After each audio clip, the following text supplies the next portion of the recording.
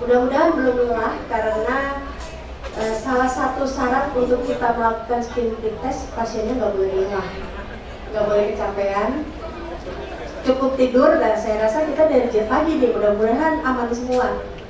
Ya, pada siang ini mudah-mudahan ini sedikit saya penyegaran kembali. Saya yakin sejawat semua sudah sering melakukan, terutama kakak-kakak saya, teman-teman mungkin pada saat kita dulu masih ada LAPI ya, mungkin masih ada generasi LAPI nggak nih?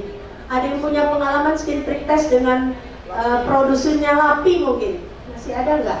Ya, Dokter Erma, Dokter Kote, Dokter Gili pasti nih. Berarti kelihatan umurnya. Ya. Pada saat dulu kita belum BPJS atau Askes, kita dulu namanya bukan BPJS, Askes ya. Dan Askes itu menjamin adanya ketersediaan alergen untuk skin prick test produk dari PT LAPI. Demikian juga imunoterapinya. Jadi itu juga reagennya disediakan oleh PT LAPI. Entah kenapa setelah menjadi BPJS kemudian produknya hilang ya. Padahal itu sangat kita perlukan dan itu produk Indonesia sebetulnya ya. Walaupun belum standardized seperti tadi Prof. Teti mengingatkan kita, setiap bekerja di bidang alergi ini sebaiknya kita menggunakan alergen apapun yang terstandarisasi. Pada siang ini sedikit mengingatkan lagi, menyegarkan lagi yang mungkin sudah terlupakan, mungkin teori dulu sebelum kita melakukan demo skin prick test. Karena yang jadi dasar itu adalah kita bukan hanya ngeprik, bukan hanya nusuk, bukan hanya cungkit, tapi apa yang harus kita persiapkan terhadap pasien, diagnosis mana yang boleh kita kerjakan, pasien, seleksi pasien apa yang harus kita siapkan, persiapannya yang harus utama. Jadi tidak sebagai kita gampang tuh tinggal tusuk beres. Karena apa? Anafilaktik tadi yang saya sampaikan Dokter Niken itu ada di belakang kita pada saat kita melakukan skin prick test dan juga melakukan imunoterapi.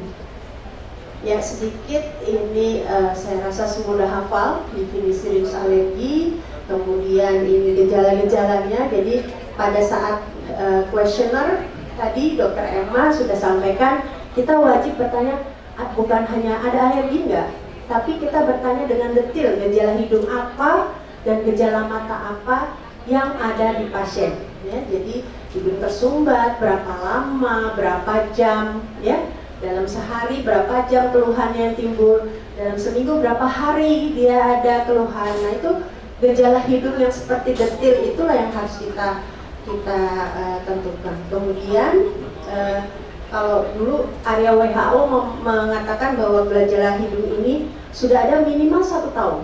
Jadi kalau sejawat menemukan gejala hidung tapi baru 2 bulan, mungkin bukan rinus alergi ya. Jadi mungkin kita bisa overtreat gitu ya, overtreat terhadap penyakitnya.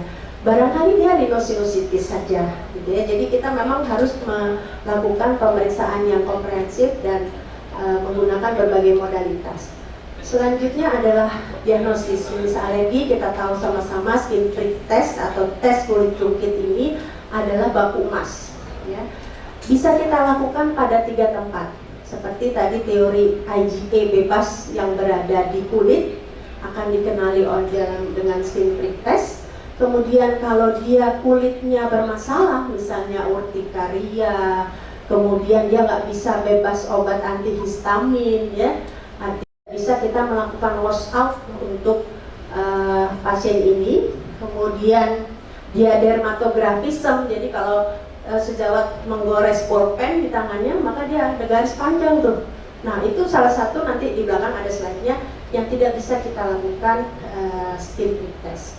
Maka kita bisa memilih metode lain untuk menentukan diagnosis dari rinus alerginya, yaitu dengan menggunakan pengukuran IgE spesifik atau IgE RAS. Jadi bukan panel panel atopi ya. Kalau panel atopi itu IgE saja, bukan IgE RAS.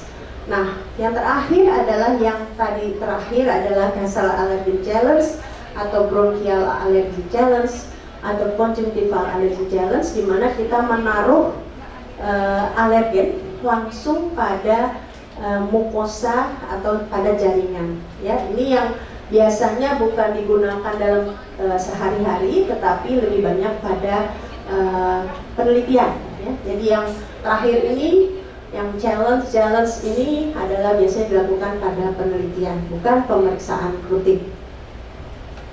Jadi skin prick test itu sensitivitas dan spesifisitasnya cukup tinggi untuk membuktikan adanya keterlibatan IgA mediated sehingga dia menjadi baku emas. Kita cukup meneteskan sebagian kecil, jadi tidak perlu terlalu banyak, tidak banyak. Yang penting pada saat melakukan tindakan alergen, proteinnya itu masuk sampai ke epidermis dan tidak boleh sampai ke non-vaskular. Artinya, bila kita nggak mempunyai jarum yang standardized, maka tidak boleh sampai berdarah, ya.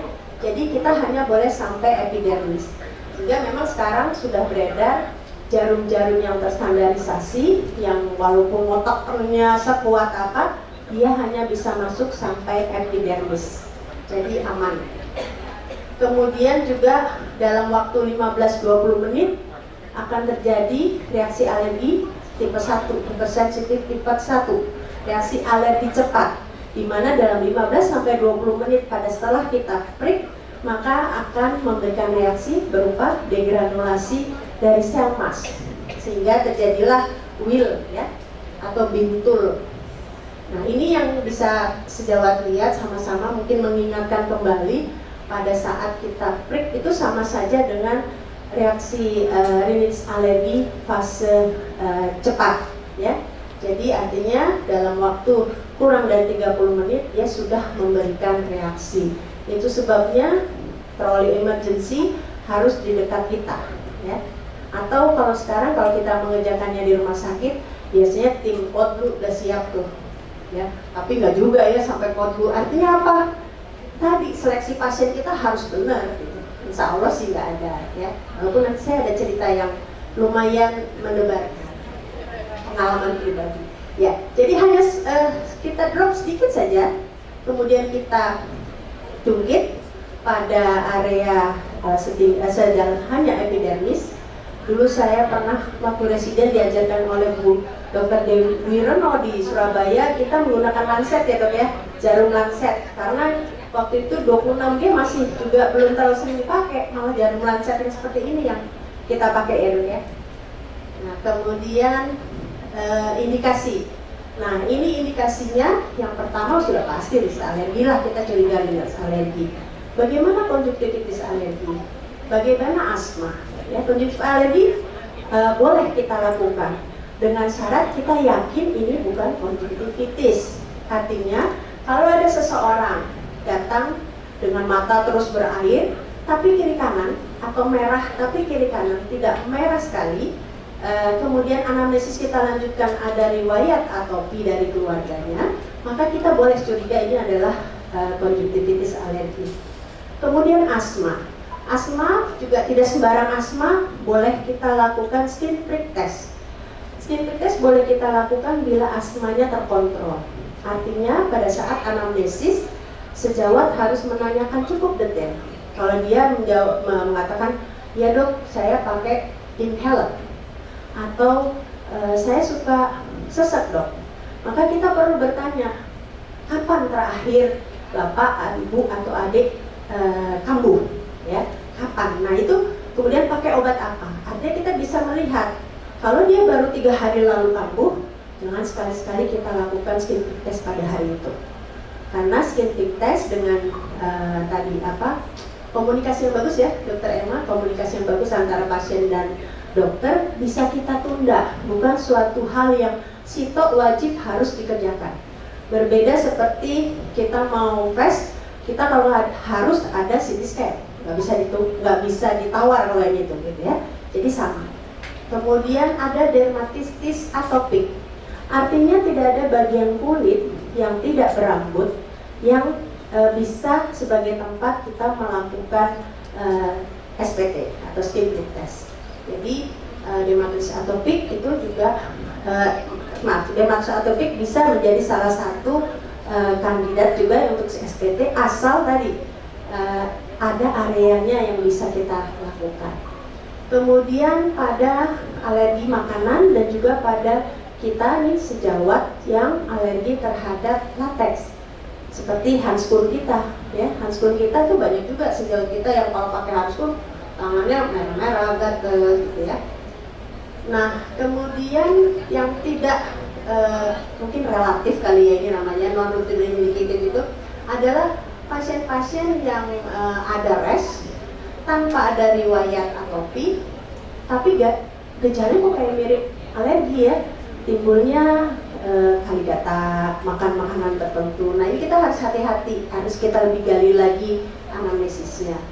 Kemudian food intolerance, kemudian juga bisa dilakukan pada pasien-pasien yang telah dilakukan imunoterapi. Kita mau melihat keberhasilan dari pemberian modalitas imunoterapi.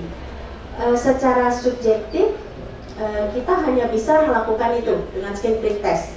Tetapi yang objektif untuk keberhasilan imunoterapi yang tadi sudah diterangkan Prof. Teti, kita harusnya mengukur minimal interleukin 10 atau sitokin antiinflamasinya terbentuk nggak, atau TGF betanya naik nggak. Nah itu adalah sitokin antiinflamasi yang bisa kita ukur untuk keberhasilan secara objektif dari imunoterapi. Kemudian screening ya, walaupun skin prick test itu tidak dianjurkan untuk sebagai screening seperti kita screening audiometri gitu ya, jadi bukan bisa dilakukan dalam populasi apapun tanpa indikasi pasti, itu tidak dianjurkan. Bagaimana kontraindikasinya? Nah ini penting. Pada pasien dengan kondisi dermatologi yang diffuse, misalnya pasien dengan SJD, ya. Kemudian dengan alergi obat, badannya semua mengelupas, nggak bisa kita lakukan.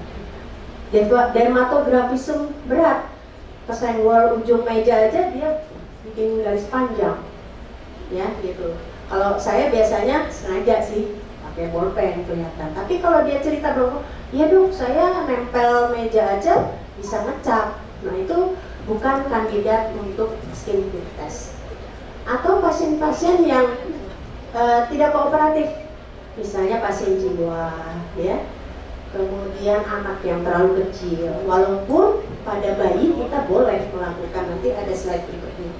Kemudian pasien yang tidak bisa lepas antihistamin, karena begitu dia lepas antihistamin dia merasa tidak nyaman ya, keluhan timbul, sehingga betul-betul obat-obat orang-orang yang tidak bisa lepas dari obat-obat tertentu yang mengandung antihistamin atau obat-obat yang berinteraksi dengan tes alergi seperti pasien jantung, pasien hipertensi yang mendapat beta blocker, atau pasien jiwa yang menerima antidepresan. Itu adalah salah satu patient selection yang harus kita hati-hati ya, seleksi pasien pada pasien itu harus kita hati-hati. Yang terakhir adalah kehamilan. Kenapa kehamilan nggak boleh?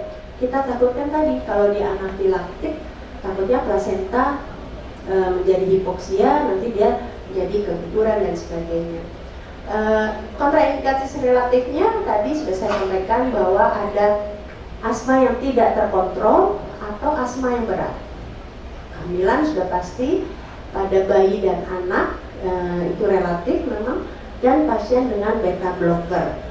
Nah untuk orang-orang seperti ini kita harus lakukan apa? Maka kita dengan sangat terpaksa dengan edukasi yang baik kita sampaikan, bukan berarti nggak bisa skin prick test, saya nggak tahu diagnosis gitu ya.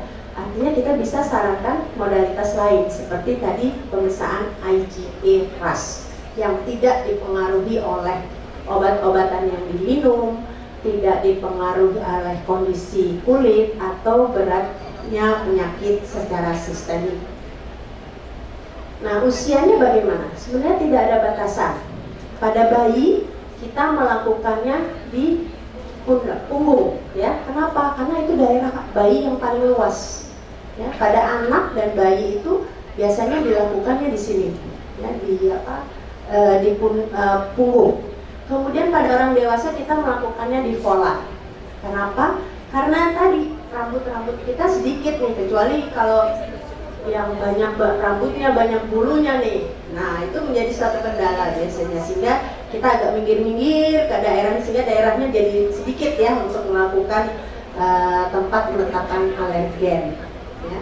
Ini adalah gambarnya. Kemudian kalau ada dalam anamnesis pernah ada reaksi alergi secara sistemik, maka kita harus hati-hati, terutama pada anak. Kemudian tadi sudah pasti skin prick test saat ini bukan kompetensi 4 ya Pak, bukan ya Dok ya? Dokter umum bukan ya? Bukan. Jadi ini dia harus seorang spesialis yang terlatih. Kemudian juga pada orang dewasa, orang tua ya, para lansia kita tidak sarankan untuk dilakukan karena apa, kulitnya biasanya udah kendur ya, jadi nanti ukuran realnya menjadi kita rancu. Nah, ini adalah tabel obat-obat yang harus kita perhatikan wash out-nya ya. Artinya pasien dengan skin prick test yang jangan skin prick test, maka ada beberapa antihistamin yang harus kita stop sebelum kita melakukan pemeriksaan atau tes. Seperti cetirizine, dia wash out-nya cukup panjang, 3-10 hari. Kemudian deslorotadine juga 3-10 hari dan seterusnya. Sehingga biasanya kalau saya melakukan janjian, saya datang pada hari saya dapat rujukan mau ini dok, mau skin prick test, itu anamnesisnya cukup panjang, ngobrolnya cukup panjang. Karena biasanya pada saat kita tanya, dia baru minum kemarin cetirizine 2 hari lalu. Nah, itu cukup panjang untuk menerangkan ke pasien yang sudah jauh-jauh datang ke kita, nggak bisa kita lakukan skin prick test. Nah, itu perlu komunikasi yang baik dengan pasien, dan sehingga pasien mengerti kenapa sih kita menolak saat itu. Padahal itu untuk keamanan dari pasiennya sendiri. Nah, bagaimana dengan kortikosteroid? Kortikosteroid itu boleh ya, nggak perlu wash out, kecuali kalau dia menggunakan kortikosteroid jangka panjang. Kalau dia short term boleh aja langsung dikerjakan, tidak perlu wash out. Nah, panelnya biasanya cukup banyak. Jadi kalau sejawat buka websitenya salah satu produsen alergen seperti ALK, Belo, Stalergen, itu bisa puluhan ratusan kali ya alergennya. Tinggal mau milih, sama tinggal kita lihat konsep kita ada berapa nih. Tapi biasanya kami dari Kodi Alergi Imunologi itu mengikuti alergen terbanyak di dunia. Yang pertama itu adalah tungau. Jadi biasanya seluruh dunia orang alergi pasti dia alergi terhadap tungau debu rumah ya, atau ada 3 spesies yang ada di kita, yaitu Dermatophagoides vernocimus, Dermatophagoides farinae, atau tadi Prof dikatakan DERP, DERF. Satu lagi yang khusus ada di negara tropis, itulah Blomia tropicalis. Kemudian kalau penelitian kami di Bandung ditambah kecoa, ya, kecoa itu selalu ikut ada aja gitu ya, dibandingkan alergen yang lain. Kalau Jakarta udah nambah nggak dok? Tambah Blomia nggak sekarang? Oh, kencana ya? Berarti pasien kencana nih bisa ketahui. Kalau dulu kita penelitian multicenter baru sampai DERP, DERF ya, Jakarta. Nah, ini adalah reagen-reagen yang mungkin bisa kita pilih karena dia termasuk reagen terbanyak yang menyebabkan menghasilkan skin prick test kita positif. Prosedurnya yang pasti harus ada ekstrak alergen. Tadi Allervac ya, Allervac kita punya, dan tadi sudah saya sampaikan sebaiknya yang sudah terstandarisasi. Kenapa? Karena keamanan. Ya, faktor keamanan. Yang kedua adalah kerjanya, jadi dia biasa aman, kemudian memberikan hasil yang bagus. Yang kedua, kita harus selalu ada kontrol positif dan kontrol negatif. Ya, itu dua alergen yang harus selalu ada. Kemudian jarum. Jarum pada saat ini kita bisa menggunakan jarum 26G ya, yang kecil ini untuk kita lakukan jungkit, atau jarum-jarum yang terstandarisasi seperti duotip ini kalau oh udah dibuka, oke. Makasih, mungkin kasih boleh nggak dibuka? Boleh. Ini dong. Hah? Ini aja mau di. Jadi kemudian ada juga yang ini duotip. Ini adalah jarum Morobron namanya. Ini juga mau ditekan kayak apa jalemnya, ditekan kerasnya dia epidermis saja, nggak akan menyebabkan perdarahan. Ini juga tipe yang sama, Morobron. Ini saya dulu dapat dari Prof. Teti. Prof. Ada terima kasih nih Prof, saya dikenalin jarum yang aneh-aneh. Ini dia kayak needle, jadi logam. Kalau Morobron yang ini plastik, ini juga plastik, duotip. Nah, satu lagi adalah seperti ini. Ini adalah multitest. Biasanya pada anak kita senang menggunakan ini karena cukup kita celuk, sekali tekan hasilnya langsung 8. Ya, untuk 8 alergen, sehingga anak biasanya nangisnya sekali. Kalau pakai duotip, berapa kali tuh? Kalau tadi kayak tadi 10, berarti 10 kali dia berbunyi gitu ya. Jadi kasihan pasien kita.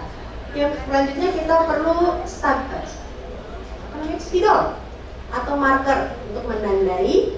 Kemudian penggaris yang saya lihat ada di dalam tas kita semua. Itu penggarisnya sudah ada jarak tuh. Penggaris kita memberikan jarak antara alergen satu dengan alergen yang berikutnya itu minimal 2 cm. Kenapa?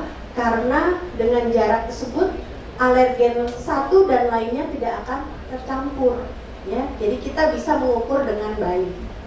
Kemudian tisu untuk mengelap. Pada saat kita sudah nge-prick semuanya, kita wajib membuang sisa dari alergen yang masih ada di kulit. Kemudian formulir, dan sudah pasti kita mengerjakannya dengan glove. Nah, ini mudah-mudahan kelihatan ya. Jadi ini kalau dilihat nih penggarisnya jaraknya 2 cm nih. Jadi kita bisa satu alergen di drop di sini, alergen kedua di sini, alergen ketiga di sini gitu ya. Dan selalu jaraknya kalau di modul pendidikan kami 2 cm dari fossa pubic gitu ya. Nah, ini kemudian dites dan di prick. Nah, untuk jarum-jarum yang terstandarisasi kita enak, tinggal tegak lurus, beres. Tapi kalau menggunakan jarum yang ini nih 26G, kita membutuhkan sudut 45 derajat. Nggak boleh terlalu miring, tapi paling tepat adalah 45 derajat supaya vaskuler tidak kena. Ya, jadi gambar ini memperlihatkan kalau kita sudutnya benar, dia tidak akan menggunakan vaskuler. Tapi kalau kita terlalu miring, nih seperti ini, kita masuk terlalu dalam sehingga kena ke dermis. Nah, bagaimana cara bacanya? Kalau dulu kita mengenal dibandingkan sama histamin gitu ya dokter Billy ya, saat ini sudah enggak dok. Jadi disebut positif kalau bintul yang dihasilkan itu 3 mm lebih besar sama dengan 3 mm dari kontrol negatif.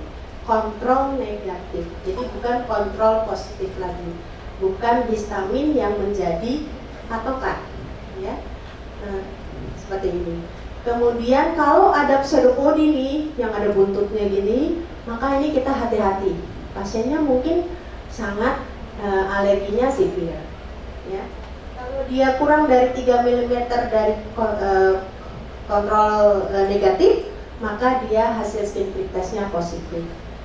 Nah, kalau kita lihat ini sama-sama dari buske compare dengan kontrol negatif, maka bisa dilihat bahwa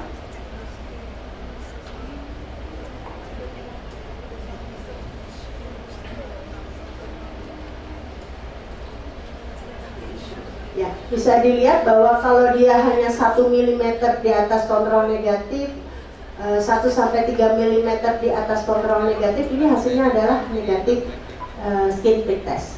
Tapi kalau 3 sampai 5 mm di atas kontrol negatif, atau dia ada pseudopodi atau lebih besar lagi dari 5 mm, itulah yang disebut skin prick test kita positif. Ada nggak false positif? Ada. Tadi dermatographism. Kalau kita lakukan skin prick test, pasti dia akan memberikan bintul. Karena ini aja dia udah bikin wheel, apalagi kita tusuk. Sehingga itu hasilnya adalah false positif. Bisa nggak false negatif? Ya, artinya bisa terjadi, sehingga kalau kita lihat ekstrak alergennya udah jelek, udah deket sama expirednya, ya, potensinya udah berkurang, sehingga itu bisa menyebabkan timbulnya false negatif. Atau pasiennya masih minum obat-obat yang kita harapkan sudah di wash out tadi, ya, jadi dia masih minum ternyata. Jadi anamnesis kita kurang dalam. Biasanya juga saya suka nanya sampai jamu, karena jamu-jamuan kita tuh suka ada campuran antihistamin, biasanya CTM tuh biasanya, ya, CTM. Nah itu harus sedetil itu kita bertanya supaya betul-betul kandidat kita siap dan nggak buang-buang biaya juga, karena cukup mahal tes ini. Kemudian kita menggunakan alat atau teknik kita pricknya kurang baik. Saking takutnya 45 derajat nanti berdarah nggak, taunya cuma nyenggol doang, boro-boro masuk si ujung bevelnya ke epidermis, ya, saking takut nanti berdarah nggak, jadi kurang masuk, ya, jadi nggak tepat. Kemudian ada produksi IgE spesifik lokal, misalnya tadi, ya, yang pada nasal allergen provocation test. Nah, ini do dan error kalau pada saat kita melakukan skin prick test, performance dari skin prick testnya akan kurang baik kalau kita tidak menggunakan ekstrak yang standardized. Kemudian ini termasuk tadi, ya, kontrol negatif, kontrol positif. Kemudian kita bacanya 15 menit setelah tes, karena tadi menunggu reaksi alergi fase cepat, ya. Kalau common errornya biasanya tadi jaraknya terlalu dekat, sehingga kita nggak bisa baca ini wheel-nya yang dari DRF atau dari Blomia, apa sama cockroach, ya, ketukar gitu, ya, karena terlalu dekat. Jadi jarak juga bisa. Kemudian tadi terlalu dalam bleeding, ya, dan sebagainya. Nah, ini yang tahapan yang perlu kita lakukan. Kita pilih forearm atau back tergantung dari usia pasien. Kemudian lakukan A dan antiseptik. Kemudian kita buat gambar, ya, buat garis untuk memisahkan alergen satu dengan lain. Kalau saya dulu residen, saya hobinya sampai saya garis-garis gitu, ya. Sekarang udah mulai nggak tega juga lihat pasiennya gitu. Jadi akhirnya saya membuat garis aja pendek, kemudian saya nomerin. Jadi nggak perlu sampai si kotak itu, kayaknya suka nggak enak juga sama pasiennya. Kayak kita atau, ya. Kemudian kita mulai dengan meneteskan kontrol positif, kontrol negatif sebagai yang pertama, dan selanjutnya dengan alergen lain. Dan setiap satu pasien menggunakan jarum tersendiri, nggak boleh habis nge-prick kontrol positif, misalnya kita celupin ke NaCl ataupun apapun, jarum itu kita pakai lagi, ya. Satu alergen, satu jarum, ya. Makanya kalau di swasta jadi mahal, si duotipnya bukanya mahal, terus supaya hemat, ini kita cuci aja, nggak bisa, ya. Kenapa? Karena bisa terjadi cross hasil, alergennya tercampur, bahaya anafilaktik lagi di belakang kita, ya. Ini sedikit video, mungkin bisa kita lihat sama-sama.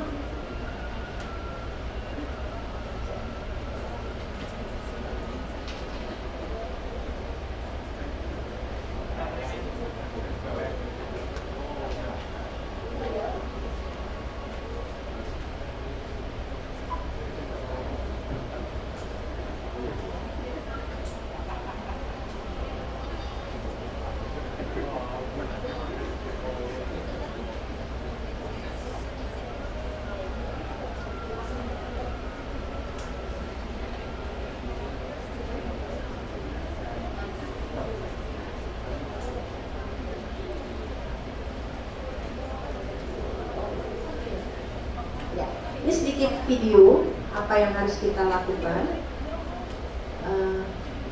Ya. Alat-alat yang kita harus siapkan adalah tadi udah pasti timer, ya. Mungkin zaman kita dulu masih ingat nih tray orange dengan ininya timernya. Kemudian obat-obatan, ya, bisa kita walaupun masih pro dan con, antihistamin kita siapkan, ya. Cetirizine biasanya kita siapkan sebagai premedikasi untuk mencegah reaksi alergi fase lambat, bukan untuk mencegah reaksi alergi fase cepat, ya. Fase lambatnya itu kita boleh memberikan premedikasi pada saat mau mulai kita lakukan. Jadi bukan kita udah tadi di wash out, kok sekarang dikasih. Ini hanya untuk mencegah reaksi alergi fase lambatnya. Jadi bukan hasil dari skin prick testnya. Kemudian tadi jarum yang terstandarisasi, spidol, penggaris, pencahayaan boleh senter, ya.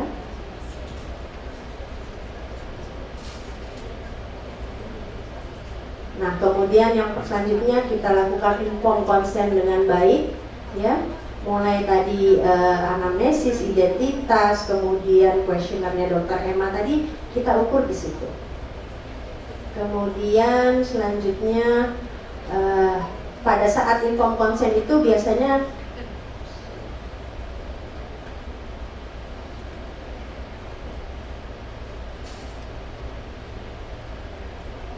kita kesempatan sambil dia ngisi itu kita tanya-tanya, ya, tanya-tanya sehingga apa yang kita khawatirkan tidak terjadi.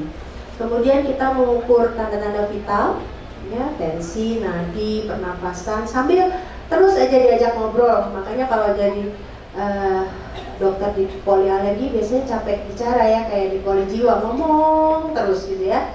Karena sambil kita melakukan persiapan itu cukup menenangkan pasiennya. Biasanya pasiennya takut juga sebenarnya, ada yang takut jarum, kemudian takut dengan tindakannya, ya. Jadi itu biasanya kita ajak ngobrol sehingga pasien teralihkan. Nah, disinfeksi seperti biasa dengan alkohol 70%, daerah polar.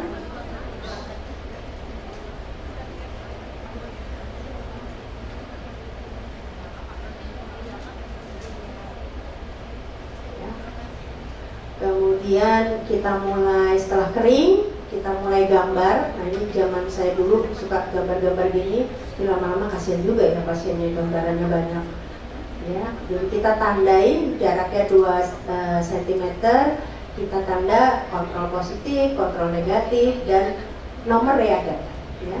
Kemudian ini kalau di kami karena pada saat itu sudah mulai sulit untuk mendapatkan alergen, kami suka menggunakan tray ini. Ini sebetulnya adalah tray dari multitest, ya, multitest. Jadi ini tadi masuk ke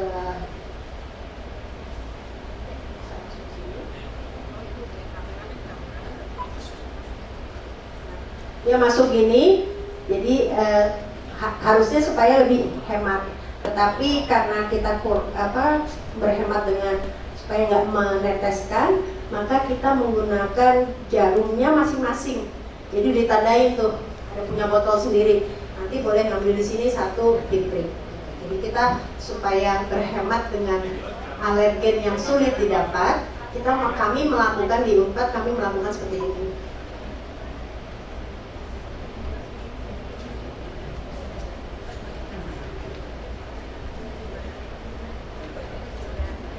Ya, jadi kita pricknya kita ambil tapi dengan jarum yang berbeda, dengan meneteskan reagennya pun dengan jarum yang khusus untuk reagen nomor 1, reagen nomor 2 dengan jarum yang berbeda. Nah, setelah diletakkan di drop, kita lakukan prick, ya. Tadi sudah sampaikan kalau pakai standardized needle kita tegak lurus, twist sedikit, putar sedikit, angkat, ya. Jadi pasiennya nggak kesakitan, nggak takut, dan nggak ngeliat jarum. Kalau tadi dengan jarum, maka kita menggunakan dengan sudut 45 derajat. Setelah itu pasang timer 15 menit. Selama 15 menit pasien tetap kita kontrol, ya, apakah ada pusing dan lain-lain.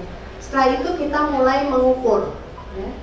mengukur bintul yang timbul dalam bentuk diameter terpanjang dan diameter satelit. Jadi tidak hanya 3 mm udah titik, tapi enggak 3 kali 3, jadi ada garis terpanjang dan terpendek.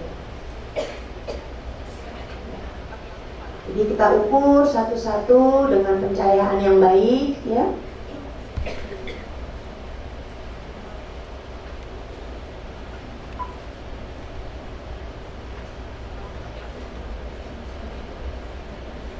Kemudian kita isi formulirnya, ya.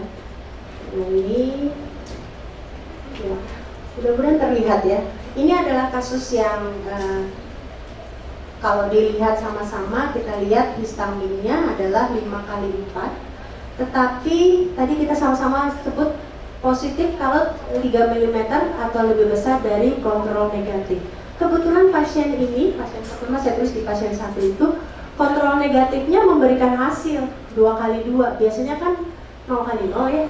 Tapi kebetulan dia ternyata alergi juga dengan zat pembawa kontrol negatifnya, ya. Jadi dia dengan gliserolnya ternyata dia alergi juga. Dia memberikan hasil 2 kali 2. Kemudian kita lihat DRP-nya 2 kali 2, DRF-nya 2 kali 1, CAT-nya 4 kali 3, cockroach-nya 4 kali 3, 2 kali 2, kebetulan kita juga periksa makanan 3 kali 2, tapi ada peanut 5 kali 6, ya. Jadi dia tidak alergi terhadap inhalan, tetapi dia ternyata alergi terhadap makanan, terhadap kacang, ya. Jadi dari semua tesnya itu yang positif hanya yang kacang, yaitu karena dia 3 mm lebih besar dari kontrol negatif. Jadi semua yang di atas 5 ke atas itu dia positif, bukan 5 kali 4 terus yang lainnya positif. Tapi kita harus lihat dari kontrol negatif ini. Ini kasus yang cukup jarang, ya, sehingga waktu itu sempat saya foto, jadi saya bawa nih. Kebetulan di praktek swasta lagi. Nah, kemudian pasien kedua, ini adalah kontrol positif negatif, ini kontrol positif, ya. Nah, ini DRP ini biasanya nih. DRP ini kita ukurnya adalah dari garis ini ke sini dan ini susah juga ya. Ini ke sini. Itu diameter. Seperti ini hati-hati kalau ada yang pseudopodi seperti ini, maka kita perlu hati-hati dan ukurannya dari yang terpanjang dikali yang lebarnya. Nah, ini yang disebut positif karena dia lebih besar daripada kontrol negatif. Sebagai take home message, mungkin kita tahu bahwa skin prick test itu memang lebih murah untuk diagnostik ris alergi dibanding dengan kita periksa IgE-RAS tadi 275.000, masih 275 mungkin ya, dikali berapa gitu ya. Dan jarang kita melakukannya langsung dalam jumlah panel yang banyak. Tapi kalau dengan skin prick test kita bisa memeriksa sekaligus beberapa alergen. Kemudian memerlukan waktu yang singkat dan memerlukan pemeriksaan yang aman bila kita siapkan pasiennya dengan baik dan benar dan kita yakin tidak ada komorbid yang akan memperberat. Sekian mungkin itu yang bisa saya sampaikan. Selanjutnya kita sambung dengan dry workshop. Mungkin minta bantuan Dr. Arif, Dr. Rina, Dr. Niken. Tekniknya saya nggak tahu nih, aman nggak Dr. Niken, kita udah sore ini. Dr. Mel, ada pertanyaan boleh? Oh boleh. Masalah ukuran bintul tadi kan positif kalau dia lebih dari 3 meter, Lebih besar sama dengan 3 mm dari kontrol negatif. Seandainya kontrol negatifnya, misalnya kayak tadi kasus yang bagus itu ya 2 kali 2, terus ada satu alergen yang dia cuma 2 kali 1 tapi ada pseudopod. Selama dia pseudopodi biasanya pasti lebih dari 3. Nah, jarang banget dia kecil tadi. Ya, Jadi ya. sebenarnya kalau udah ada pseudopod kita sudah anggap dia positif. Dulu kita positif 4 ya kalau nggak salah ya pseudopod ya. Kasih. Ada lagi pertanyaan? Ya, silakan Dokter Desti. Benar, Bu. Ya.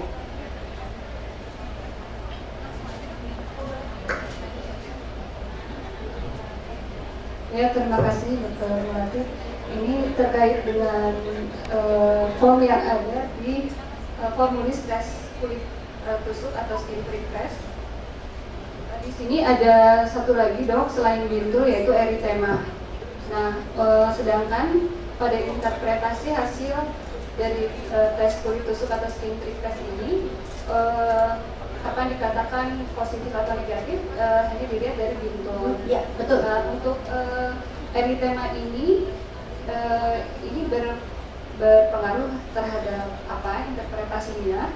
Kemudian apabila eritema itunya sangat luas dok, seperti yang contoh mungkin yang dokter tampilkan, itu bagaimana kita mengukurnya? Ya, terima kasih. Jadi tetap sesuai prosedur yang diukur adalah bintul. Eritem itu biasanya juga mengikuti, jadi kadang-kadang orang yang sensitif menyebabkan eritemnya cukup besar. Tapi yang disebut positif adalah sampai terbentuk bintul, artinya antihistaminnya keluar. Kalau merah belum tentu antihistaminnya terjadi degranulasi sel masnya cukup besar. Ya dok. Dok, apakah ada tips untuk menghindari dermatografisme? Dan kalau misalnya pada pasien yang memang sensitif sekali terkena benturan sedikit udah langsung bentol, itu kita bagaimana mengerjakannya ya dok? Tadi sudah saya sampaikan bahwa kontraindikasi absolut adalah dermatografisme, sehingga kita bisa menggunakan modalitas diagnostik yang lain. Salah satunya adalah pemeriksaan dengan IgRAS, jadi melalui darah saja. Artinya dia adalah kontraindikasi untuk dilakukan pada kulit. Silakan dok. Dokter izin bertanya dok, semisal teknik tadi dok, tadi kan kita biasa pakai salah satunya lancet. Misalnya prosedurnya misalnya kita tusuk dulu baru dikasih regennya, apakah masih diperbolehkan dok dalam rangka lebih ekonomis? Ya, kayaknya lancet sekarang lebih mahal dari 26G. Jadi menurut saya bisa pakai jarum 26G, tetapi tetap harus drop dulu. Langkah pertama adalah drop alergen, kemudian kita cungkit. Kalau kita cungkitnya terdalam-dalam, kemudian kita tetesin, nanti bukan tes alergi nanti. Jadi kita harus drop dulu reagennya, baru kita cungkit. Ya, satu lagi mungkin ya. Ya, silakan dok.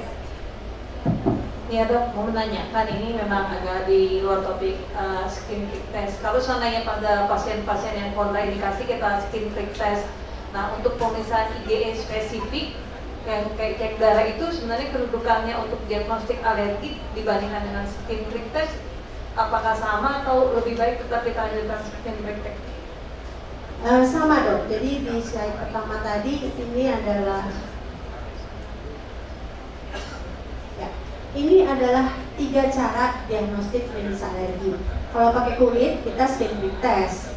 Tapi kalau dia kontraindikasi kita lakukan di kulit karena berbagai tadi kondisi-kondisi tadi, maka pemeriksaan berikutnya kita dengan asumsi harus yakin bahwa secara anamnesis kelihatannya jenis alergi. Jadi dukungan anamnesis itu luar biasa. Kemudian pemeriksaan fisik kita lihat kontennya hipertrofi, mukosanya livid, kemudian sekret hidungnya seros ya. Kemudian itu yang dari pemeriksaan fisiknya. Kita yakin ini kelihatannya ke arah periksa alergi, maka kita lakukan IgRAS pada individu-individu yang tadi nggak bisa lepas obat, kemudian dermatografisme, dia asma yang belum terkontrol, tapi kita perlu untuk lakukan diagnostik terhadap diagnosis kerja kita, maka kita memilih modalitas lain. Mungkin ada tambahan bahwa kalau untuk rinitis alergi, di mana definisinya tadi setelah Poseidon terpadan oleh error alergen, maka gold standar untuk inhalan alergen adalah skin prick test dibandingkan dengan IgE spesifik. Tapi karena sesuatu hal misalnya tidak bisa dilakukan skin prick test, maka boleh kita melakukan pemeriksaan IgE spesifik. Nah, oh satu lagi tadi saya mau cerita soal patient selection. Kebetulan kami waktu itu ada pasien anak muda. Jadi tadi dokter bikin 28 tahun, saya kalau nggak salah sekitar 25-24 tahun. Kemudian kita jadwalkan untuk skin prick test. Anamnesis sudah jelas nih, cukup tidur nggak? Kemarin olahraga nggak? Gitu ya. Olahraga tuh olahraga berat biasanya ya, kita nggak sarankan itu untuk habis olahraga. Kemudian dia bilang, enggak dok, saya sudah cukup tidur. Ternyata kata-kata cukup tidurnya pasien dan dengan kita itu beda. Baru masuk kontrol negatif, kontrol positif, jadi pada saat mau nge-prick DRF, pasiennya kolaps. Jadi kita gotong tuh, waduh gitu ya. Gotong, orangnya anak muda gede badannya gitu. Setelah ditangani anafilaktik shocknya, kemudian pasiennya mulai agak sadar-sadar lagi karena sempat tidak teraba nadinya sampai jadi cukup berat waktu itu. Heboh kita. Ditanya, padahal sudah tanya udah sarapan belum gitu ya pagi-pagi. Jadi kita memang biasanya skin prick test tuh selalu pasien segar gitu ya pagi-pagi. Nah, ternyata definisi cukup tidurnya pasien itu dengan kita itu berbeda. Pasien ini selama puluhan tahun terbiasa tidur di atas jam 1 pagi. Kemudian karena dia mau tes alergi, dianggap cukup tidur, kan bangun tadi jam 5, jam 6 subuh gitu ya. Jadi dia tidur cuma 4 jam. Ya, anafilaktik. Dan itu mungkin tadi itu PR juga buat ke anak-anak kami, residen kami, nggak boleh nanyanya tidak detail loh gitu ya. Padahal rasanya udah cukup kan, cukup nggak tidur. Jadi tidur 3-4 jam menurut dia itu cukup. Padahal secara imunologi tubuhnya belum cukup mendapatkan waktu untuk istirahat. Atau satu lagi kasus adalah ternyata dia tidak mengaku habis tanding basket kemarin. Jadi kemarin sore dia tanding basket, paginya tes alergi. Anak muda juga, ya, anafilaktik juga. Jadi betul-betul tes alergi itu tidak mudah, tidak hanya kita tusuk, tapi bagaimana memilih pasien tadi. Nggak ada riwayat hipertensi dok? Nggak ada.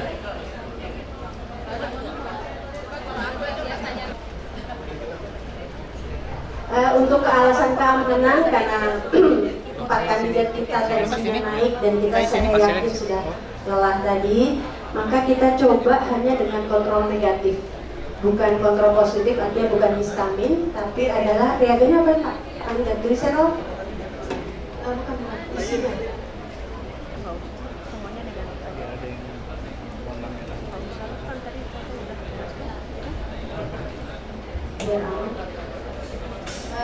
Kita lakukan persiapan, operator menggunakan APD, artinya kita menggunakan glove, kemudian area polar yang akan kita lakukan tes. Kita boleh dicuci atau boleh menggunakan alkohol swab. Ya.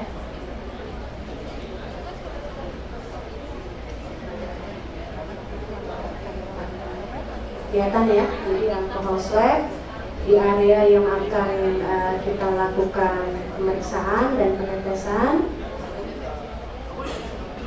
Setelah kering, jadi jangan dihapus atau dikeringkan dengan tisu lagi.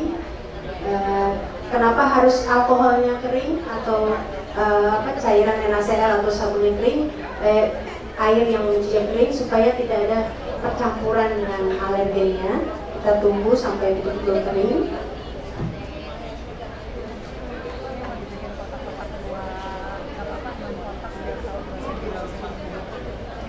Kemudian kita siapkan garis yang membedakan antara satu alergen dengan satu alergen dengan jarak 2 cm.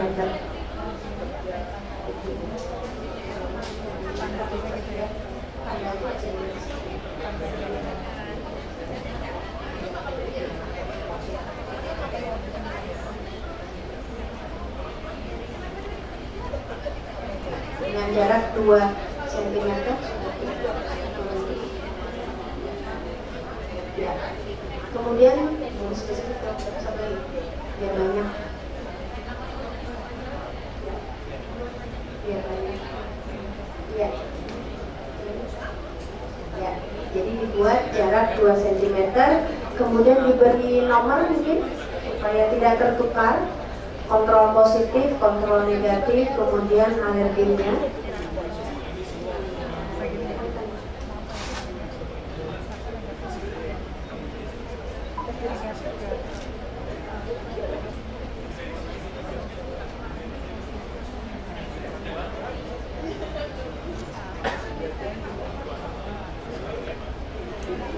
Ini kita lihat sama-sama, ini adalah kontrol positif, kelihatan ya di gambar, kontrol negatif, kemudian reagen pertama, kedua, ketiga, dan 4. Biasanya kita nomor 1, nomor 2 itu adalah tumor ya, MAID, alergen MAID atau DRP atau DRF. Nah saat ini kita teteskan semuanya adalah dengan menggunakan kontrol negatif. Cukup teteskan, tidak terlalu banyak, ya, tidak banyak, tidak perlu banyak. Kita drop. Kelihatan ya? Oke, kelihatan dok. Ya. Nah, ini sama-sama kita lihat sudutnya 45 derajat, ya, 45 derajat, supaya betul-betul hanya epidermis, tidak sampai ke vaskuler. Sudutnya adalah 45 derajat dengan bevelnya ke atas. Oke. Sudut 45 derajat dengan bevel ke atas. Pada saat kita, biasanya saya suka minta adik-adik saya ini coba diri sendiri. Jadi kalau pada saat prik kemudian terasa kayak ada tahanan, kita udah pas. Ya. Jadi ujung sekali kemudian ditarik sedikit, kemudian rasanya ada tahanan, itu cukup. Kenapa? Oh iya. Kotak kuning buat jarum.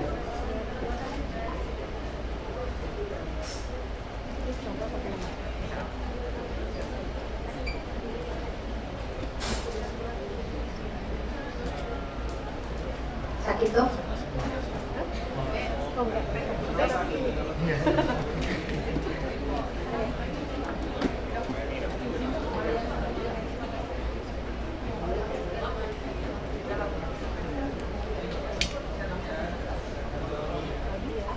Selanjutnya kita coba nanti untuk modalitas dengan jarum yang lain. Ini ceritanya dermatofagus peronosinus, walaupun yang kita teteskan lagi-lagi glycerol.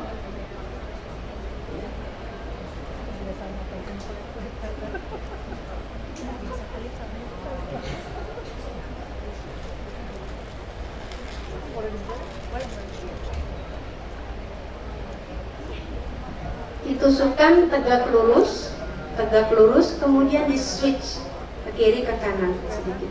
Kelihatan?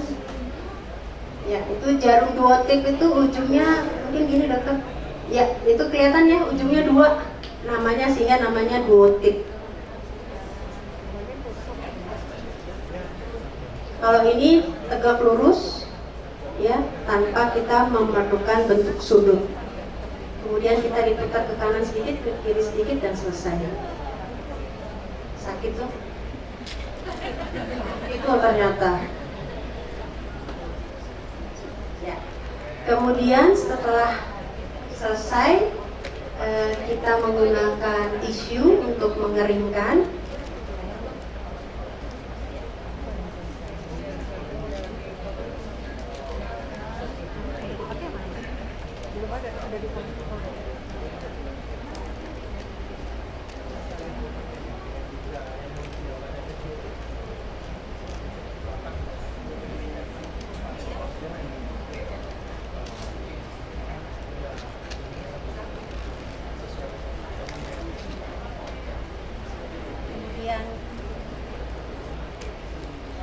Sisa reagen yang ada di area polar kita bersihkan dengan cara nggak boleh dihapus, ya, bukan diusap, bukan diusap, tapi kita taruh di atas alergennya yang tadi kita sudah teteskan, kemudian ditekuk-tekuk. Jadi tidak boleh ditarik kayak dibersihin gitu ya, Karena apa? Takutnya tercampur antara alergen atas, bawah, dan sekitarnya.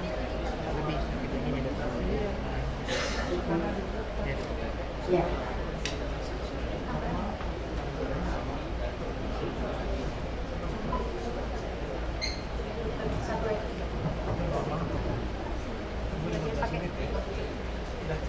Ya, setelah itu kita tunggu 15 menit, tangannya boleh turun dong, boleh santai. Tapi kalau gatal jangan diusap-usap, itu salah satu dari nasihat kita ke pasien, kalau gatal jangan digaruk ya, gitu ya. Jadi kita edukasi terus pasien kita sambil kita lihat tanda vitalnya selama 15 menit. Kemudian pasien kita minta untuk tetap berada di klinik kita 15 menit kemudian setelah selesai membaca. Karena tadi kita khawatirnya ada reaksi alergi fase lambat setelah 30 menit. Kalau pasien aman baru dipulangkan. Jadi untuk pasien tes alergi itu nggak bisa cepet-cepet dan dia akan berada lama di klinik kita.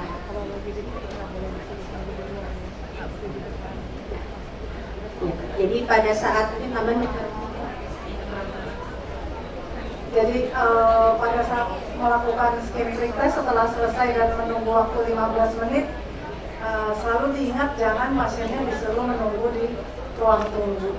Ya, jadi pastikan bahwa pasien ini selalu berada di dalam satu ruangan dengan kita, atau bisa kita lebih gampang memonitornya mungkin misalnya di ruangan sebelah, tapi kita bisa langsung memonitor, jangan disuruh tunggu ke ruang tunggu.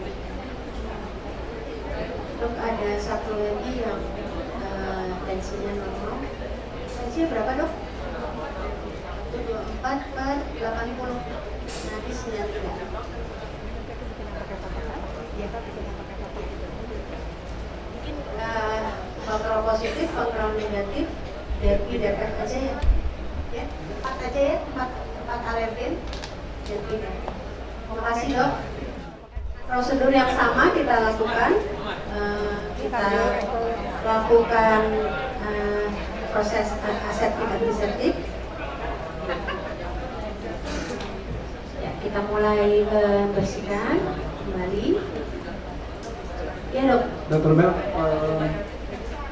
untuk tindakan ini perlu ruangan khusus yang sudah terstandarisasi supaya.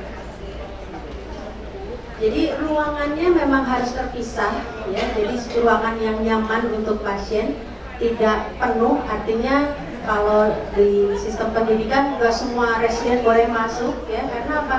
Nanti sirkulasi menjadi kurang baik. Jadi memang areanya harus area terpisah, tidak bersama poli lain. Jadi kalau kami di Bandung, kebetulan divisi kami jadi satu nih, rinologi alergi ya. Tapi pada saat mau tes alergi maka tesnya di ruangan sebelahnya. Jadi terpisah dan biasanya tidak terlalu banyak orang yang masuk di dalam. Sehingga pada saat selesai tes kita observasinya di ruangan yang sama. Hasilnya tidak tunggu di luar. Posisi pasien pada waktu pemeriksaan apakah lebih baik duduk atau? Duduk cukup, nggak apa-apa dok. Biasanya kalau tiduran malah deg-degan pasiennya, kenapa ya suruh tidur itu. Jadi biasanya kita membuat santai pasiennya, juga lebih enak mengajak bicara, ngobrol, pasiennya duduk dong. Oke, ini setelah dibuat tanda, kemudian beri nomor mungkin dok. Kontrol positif, kontrol negatif.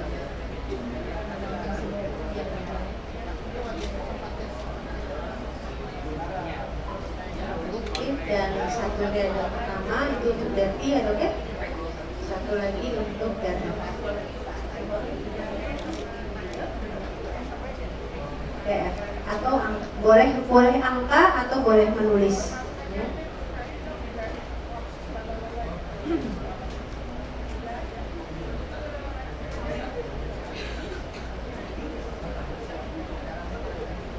Kita teteskan dulu untuk kontrol negatifnya.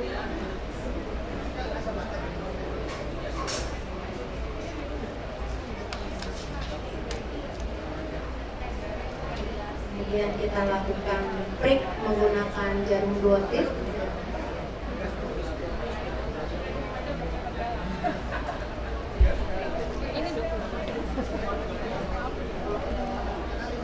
Kemudian alergen kedua. menggunakan histamin.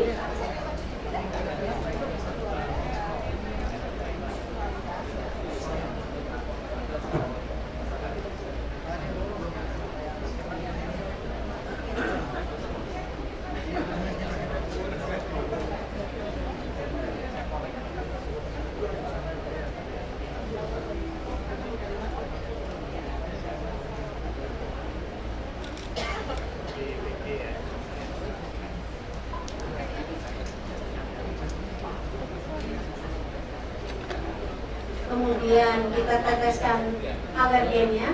Mari kita dermatofagoides erythrosinus kita mulai teteskan di bawahnya.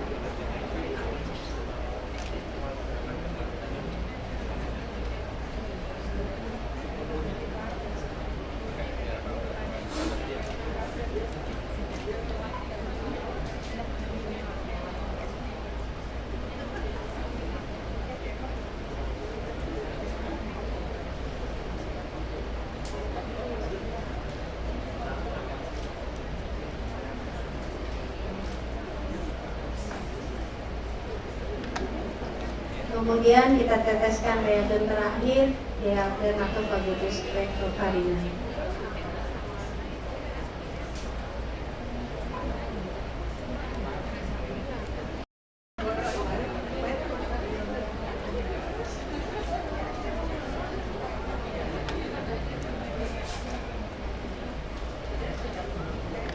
Selesai, kemudian kita keringkan tadi dengan tisu.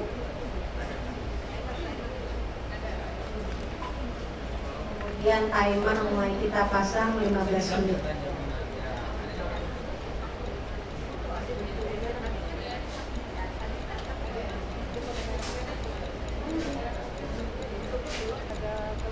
Ada keluhan? Keluhannya apa dok? Jadi selama ini ada keluhan hidung nggak? Keluhannya biasanya memang dari dulu sering bersin-bersin, terutama pagi hari. Bersin dari kecil dok? Sebenarnya nggak kecil-kecil banget ya. Dari SMP. Oke, selain bersin ada apa lagi dok? Hidung meler, terus kalau malam sering tersumbat. Oke. Hidung tersumbat tuh pasti ya. Berarti dokter sudah ada hidung tersumbat, beringus, kemudian bersin. Kalau mata sering ada terasa gatal gitu nggak dok? Kadang-kadang gatal, matanya juga kadang ikut gatal. Nah kalau dari keluarga dok, dari keluarga apakah orang tua ada gejala yang sama atau gejala lain seperti asma atau kaligata atau kalau makan makanan tertentu bengkak, gatel? Ibu kebetulan ada suka kalau misalnya makan seafood itu suka gatal-gatal. Ya. Jadi riwayat atopi dari ibu yang alergi makanan atau food alergi. Mulai apa yang terasa nih dok? Ada yang gatal yang mana? Yang bisa ditunjukin nggak dok? Karena ini tadi kan memakai duotip ya. Kalau duotip pasti akan ada wheel sebesar diameter alatnya tadi.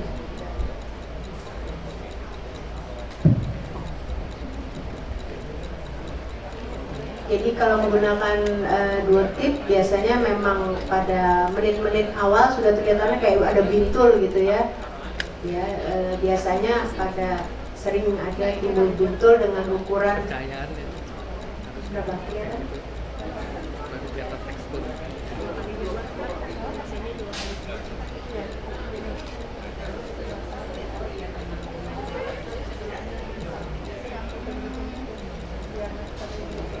Jadi diameter dari duotipnya itu bikin wheel.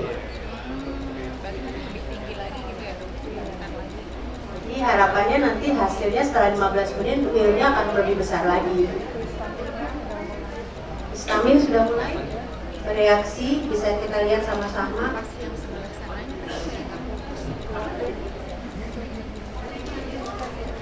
Kalau kita lihat sama-sama, ini adalah histamin, terlihat ya. Ini yang saya tunjuk histaminnya dia mulai bentuknya udah nggak beraturan, ya, karena memang ya dan gatel. Kebetulan dokter Ade ini pernah di skin prick test dulu, ya, jadi dan mengatakan memang hasilnya pernah positif gitu ya. Jadi kita lihat sama-sama histaminnya itu mulai bisa di-scan ini, Pak. Di-scan ini.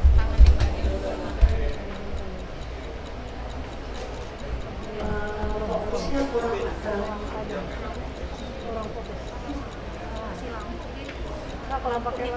ya, kelihatan ya histaminnya ya. Tapi kalau kontrol negatifnya itu adalah akibat dari duotipnya.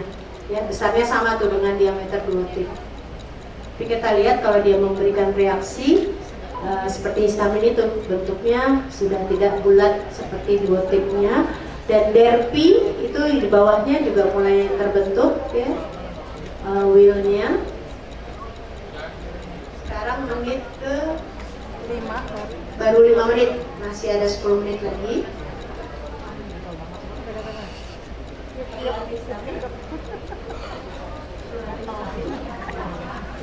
Katanya gatel banget. Pakai banget nggak? Gatel dok. 1 sampai 10 berapa? 1 sampai 10? Mungkin 5 sampai 6. Pas gatelnya 5 sampai 6.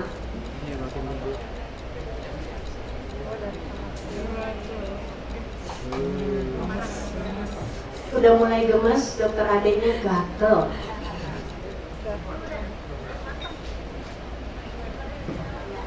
Kita coba mulai ukur. Untuk kontrol negatifnya 4 ya, 4 kali 4 ya, 4 kali 4. Nah, kontrol positifnya kita ukur diameter terpanjang itu 12 dikali 4 kali 4, 12 dikali 8. Kemudian DRF 16 DP 15 kali 10, 16 kali 10 ya, 16 kali 10. Kemudian DRF nya 12 dikali 6. Jadi hasil tes alergi kita, histaminnya adalah 11 kali 8 mm, kemudian derpinya 16 kali 10 mm dengan shadow body, dan DRF-nya 12 kali 6 mm. Ya, jadi ini positif, mic-nya semua positif, dan sudah minum antihistamin masih gatal karena dampaknya masih belum beberapa jam ke depan.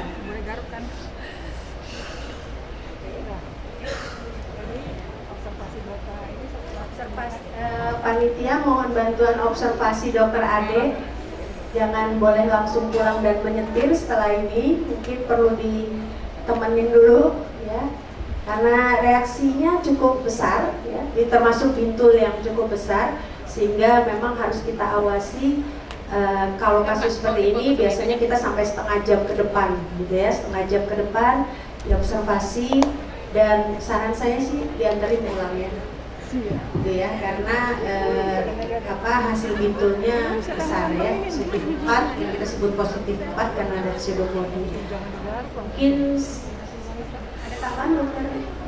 Jangan digaruk biar ya, jangan digaruk karena langsung merah, bisa di ini digaruk langsung ada PTHY ya, digaruk langsung PTHY ya, jadi nggak boleh digaruk.